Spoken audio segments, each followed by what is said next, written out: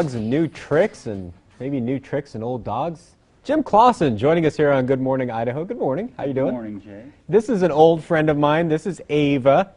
Ava. Yeah, you remember that. That's right. Went out to the park this weekend. It's kind of nice on Saturday.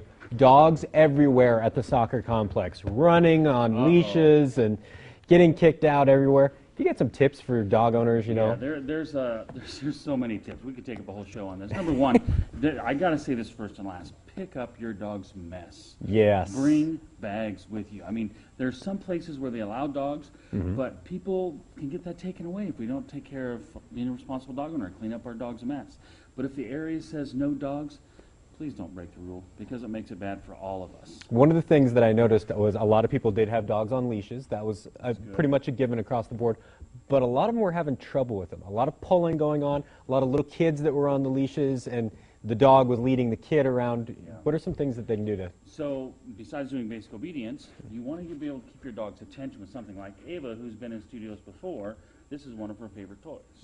So I can teach her to hold this, or if the dog likes something to play with, a ball, or keeping attention with a food reward, something to keep the dog's attention. How's that for attention for a food reward? Yeah. If I sit down quickly. Yep. And so when you're out there, be aware of other distractions that might pop up. There are some dogs. Ava is an American field-bred Labrador, and she loves to chase balls and toys. So I probably wouldn't take her to a soccer game where there's going to be hundreds of balls being kicked around, because then the dog's focus is on the ball and not on the owners.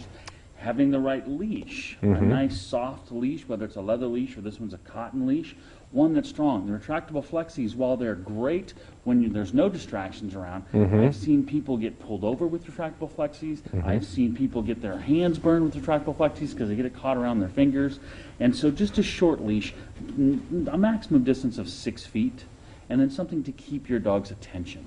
And then so much about being a dog owner is understanding the different types of dogs. You were mentioning a website before we went on the air about how you can kind of learn more about your breed, because a lot of that's going to help with how to control your breed. That's right, and especially this time of year. People want to get out, be active with their dogs. Maybe they want to get a new dog to become active. They can go to akc.org, which is the American Kennel Club's website, research different breeds, and find out if a particular breed has the right energy and impulses for that owner. For example, a field-bred Labrador.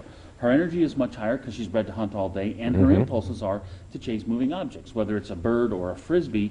You have to understand this going in. If you're a person that just wants a calm, relaxed dog in the house, try to do some research so you find a breed that best fits your lifestyle and your energy level. All right, well, you can leave Ava here with us for the rest of the morning, and meantime we'll send it back over to Rachel and Spencer. Thanks, Jim. All right, great.